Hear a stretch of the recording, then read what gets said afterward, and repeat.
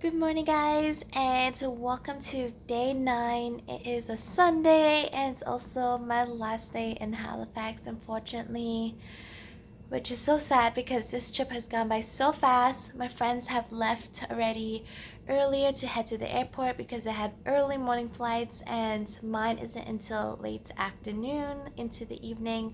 So I have some time to kill to walk around Halifax and do some things. So let's get ready for the day.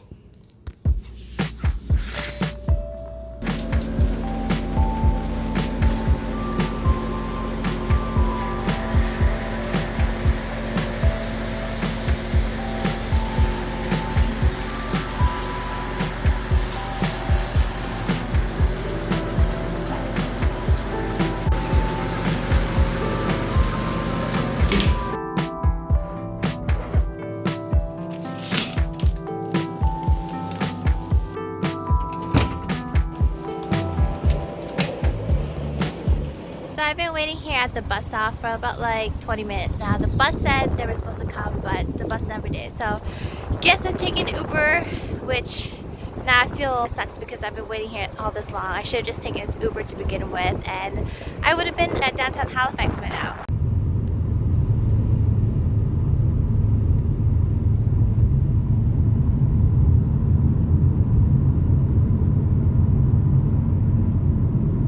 Like in the turning later, I finally made it to the ferry terminal so I can go across from Dartmouth to downtown Halifax. Even though it's like the first sunny day today, for once it is actually really cold. I think it's colder than all the other days we've been here. I don't know what happened, but without the sun, I'm sure it'll be so much colder. Originally, I didn't want to wear all these layers and just like, walk around, be light, but I had to put on layers because I'm so cold and it's so windy today. Okay, enough talking. Let's head on to the ferry so we can finally start our day because this is so much later than I originally planned to start. And I don't know if I'm gonna have time for everything I've planned today.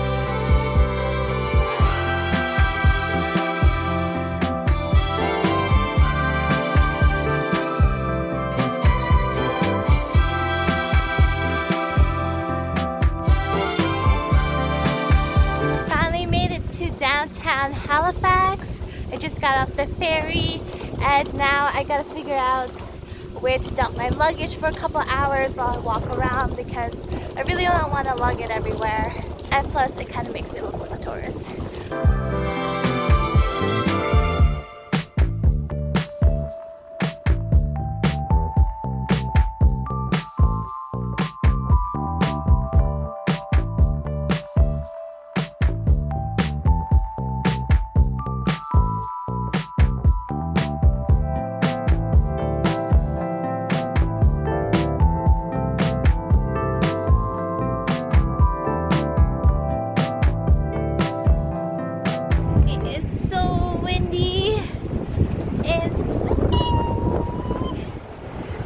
Blowing off my head.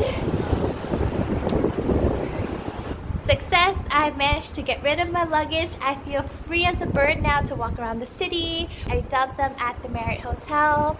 They were super nice. I just walked to the front desk and asked them if I could drop off my bags and like have them hold it there for me for like a couple hours, and they're like, yeah, sure, no problem.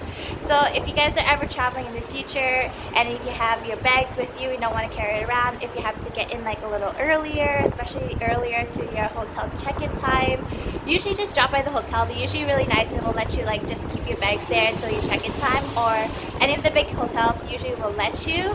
So that's a pro tip because it's so hard to find lockers in a city nowadays, and usually lockers are super rare if you do, and they cost a lot of money. So normally afterwards I would just tip the guy and just be like, oh, thank you guys so much, just to be nice. Guys, look at this cute historic shopping area. The buildings are so cute. It reminds me so much of the distillery district that we have in Toronto. Like the buildings look so similar, especially with like the hanging lights. I don't know if you guys can hear how windy it is out here, but it's very windy and kind of cold. So I think what I'm gonna do first is grab a tea because I need caffeine, and probably like grab like a quick snack, like a breakfast snack, like maybe like a bagel or like, I don't know, a croissant or something nice. I feel so crazy. The only problem is because this is Sunday, I don't know, because it's COVID, it's too early, or it's out of season. A lot of these stores are all closed, so I can't go in, which sucks. I got my Tim Hortons. Well, it wouldn't be very Canadian of me if I didn't get some, right?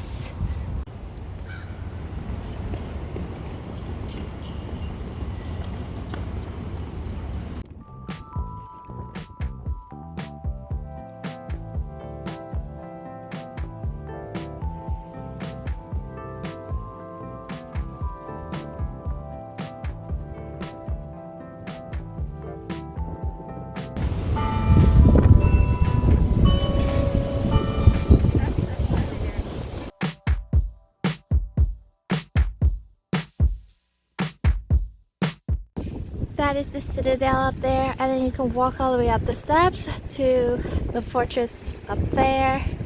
Last time I was here, we only drove all the way up to the top to see the fortress and the Citadel. I didn't actually get a chance to go in, which kind of sucks because I was only here for a couple days. So I think that's what I'm going to do today. I think they are open today, so that'll be something great to check out. I've always wanted to go in, and that way I can also stay inside where it's nice and warm, and so I can shelter myself in the warmth of the buildings.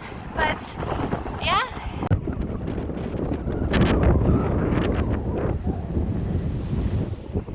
Gosh guys, I have to walk all the way up the steep hill.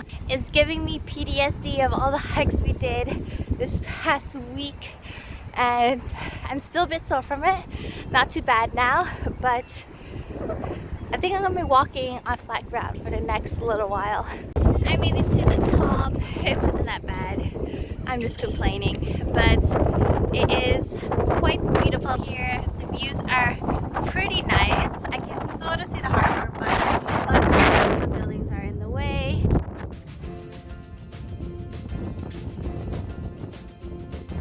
Yeah, they have a Scotiabank Center there.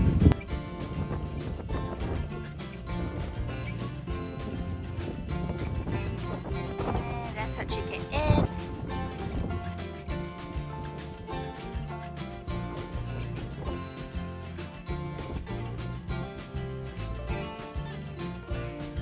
So at noon, I heard it go off like one of these cannons. I was pretty like shaken up because it was so loud. I was like, oh my god, what's going on? And then I realized that there must have been fired a cannon at noon. And apparently this is a tradition that they still keep alive. So yeah, so the fortress used to be this like massive like defense for like Halifax Harbour and stuff like that. And it tells you a little bit about the history and kind of what like the grounds look like. And yeah, if you guys don't know, it actually is shaped like a star, which is kind of cool, especially if you look at it from the sky. So George's Island, which is an island literally like in between Dartmouth and Halifax. I don't think you can see it here behind these buildings, but yeah, there's a island there, and apparently it is a network of like tunnels and stuff that the military used, and it's one of the best ones. Oh, I've actually been there. It's actually in the park at the tip of Halifax.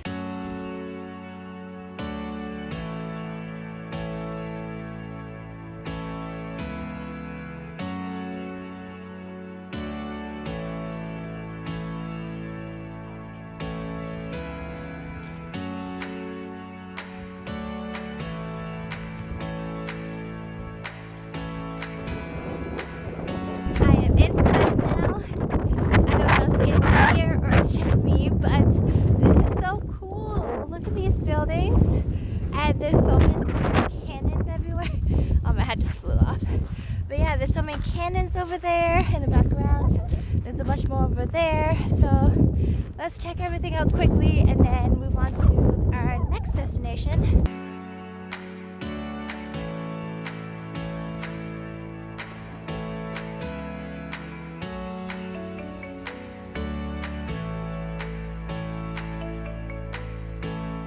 Oh look, I can see where I started off from. I can literally walk around the top of the fortress where they used to fire the cannons from, and I'm just walking the same roads where all the, I guess, watchers and stuff that would protect the castle and I guess keep lookouts, and it's pretty cool. I can see so much of Halifax from this vantage point. This part kind of looks like part of an old ship that they use. I don't know if they like retrofitted like an old boat and put it here, or this was always here, but that's kind of cool. And look at this cannon. Well, that'll be very bad positioning because we don't want that to, you know, hit the castle walls. But I assume they used to prop it up there and used to fire out that way. Here's the giant mosque, and I assume this is just like, you know, the house where go into, maybe catch a quick snooze. Signal post. Oh, I assume the signal post is like the area where they would like send out signals. Like, I think back then they probably would have used like Morse code, or maybe not Morse code, maybe I'm thinking too far back, but they would send out like from radio signals in case there's any signs of attack or they need help, or I guess in the case if any of the ships are in distress, then they'll hear them and probably send out a ship or convoy to help them out.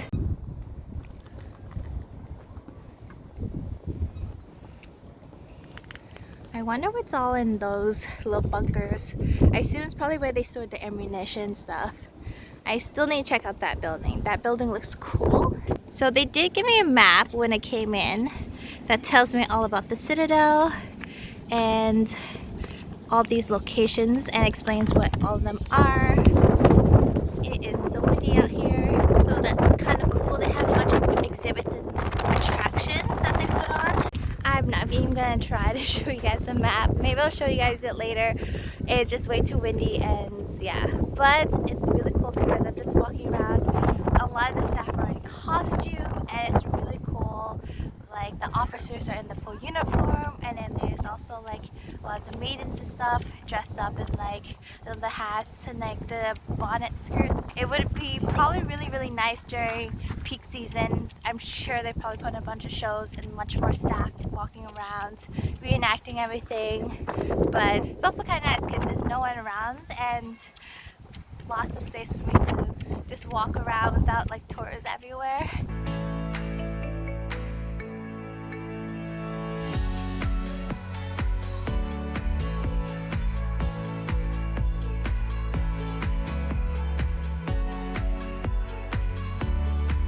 I don't know if you guys can see, but there's more cannons down there.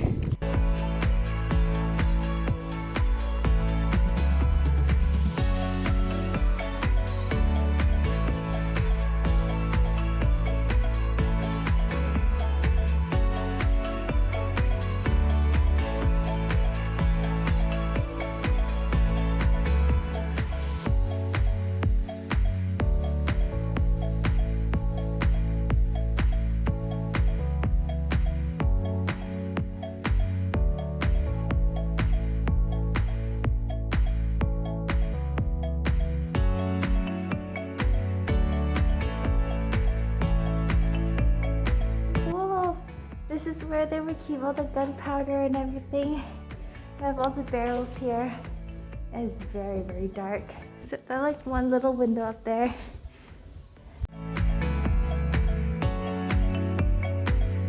It is literally like a maze in here. I feel like I'm getting lost.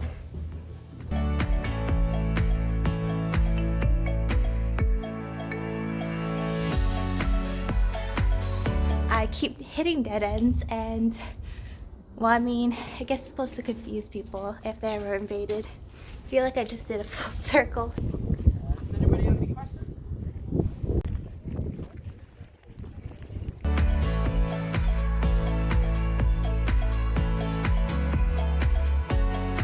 So that was kind of cool. There was a person sitting in the schoolroom that was explaining to me like how school was like and what like being a wife of an officer was like. Apparently at the time there'd be about like 800 soldiers, and then that didn't include the officers. They would stay in that building there, and anyone who was married would stay off quarters with their families, and the children would go here and get their education. And yeah, so apparently about 6% of the men were allowed to get married and have kids, up to 6 kids each.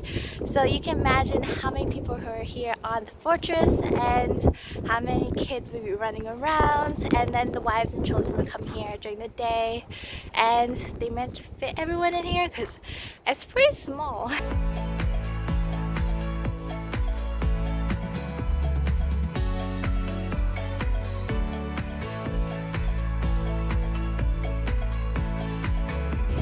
I feel so bad for him because I would not want to be out here in a skirt. It's so cold. Look at all these rooms. I don't think they're open. I feel like this is a bunker.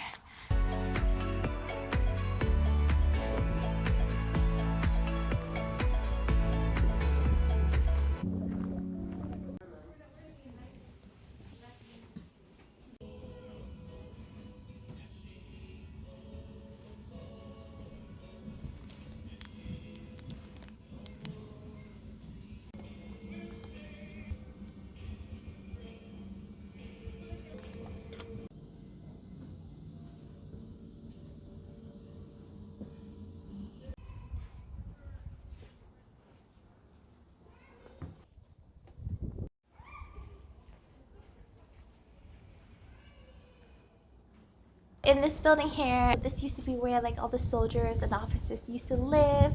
Obviously they retrofitted everything that used to be barracks and stuff into like this museum, and then there's like upper floors that goes up, but we can't go up unfortunately.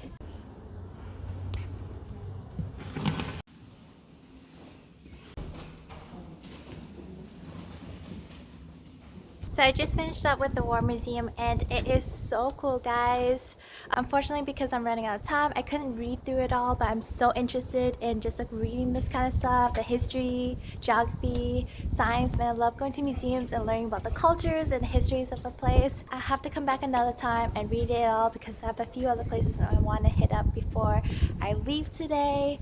I didn't film anything out of respect, and to be honest, some of it is really gruesome, but they had so much memorabilia. They literally have so many things, and it was so cool to see the changes.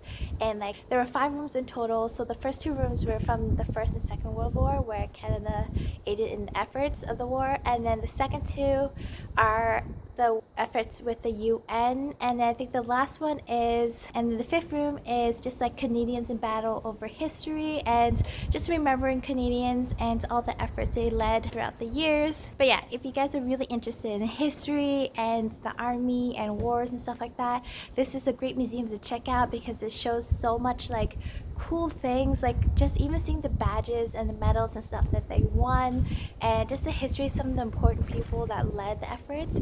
It was really interesting. I'm just so sad I couldn't read through it all.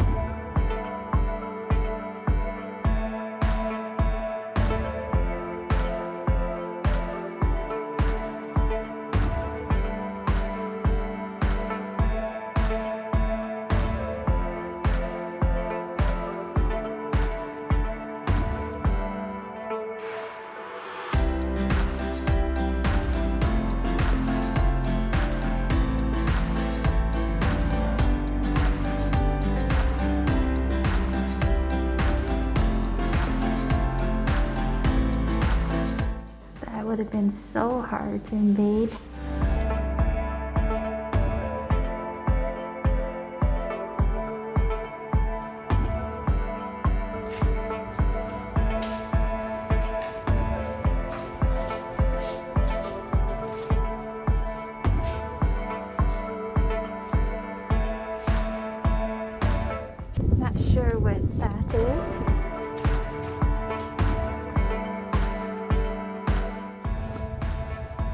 Oh wow, there's the bridge and there's more grounds there. I assume this leads up to the top of the... So there's like a series of tunnels that run all along the inside of the bottom of the fort towers. You can see how far that goes. I think it goes directly around the entire fort.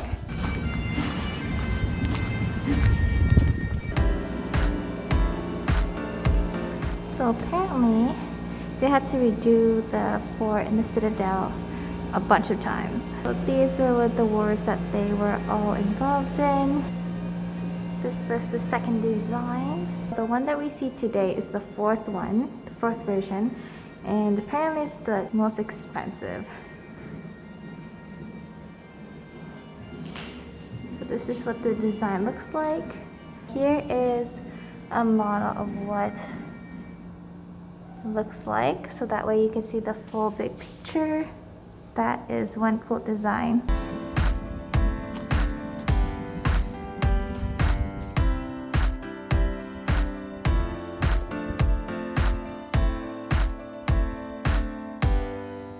Look at this model of D-Day, and oh my god, you can walk through the ship.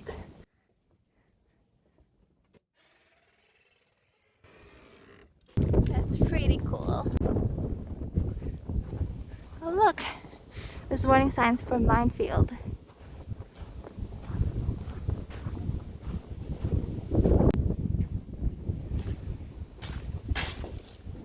So this would be where they would stay. So desk, medical, some camouflage, of course a bed. And this is kind of what the trenches would be lined with. I just left the Citadel. That was way cooler than I thought it was gonna be. I thought that it was just gonna be a quick in out, just look at the grounds, look at the rooms and stuff like that. But there was so much information to read, and they had so many museums and exhibits that you could spend honestly all day there reading. They had people like dressed up and reenacting it, and like they'll tell you like information about everything, which I thought was really, really cool. And they were dressed in traditional gear and stuff. I'm just so sad that I don't have the time to read through it all because it just seems so interesting. So I definitely have to go back. It's definitely worth like the $8, or if you have a Parks Canada pass, the pass will get you into like any of Canada's national parks and historic buildings. So definitely worth a look. And yeah, I don't have too much time left. I spent way longer than I was supposed to be. I thought it was gonna be like a half an hour, 40 minutes, maybe an hour at most, but I spent like almost 3 hours there. I was supposed to go to Spring Gardens and also the public gardens, but I don't think I have too much time for that, so it'll have to be really quick. Oh my gosh, guys, I did not realize, but there's literally a horse ranch across from me, and I just saw a bunch of horses just galloping around literally in the middle of downtown Halifax. I have to go for a closer look.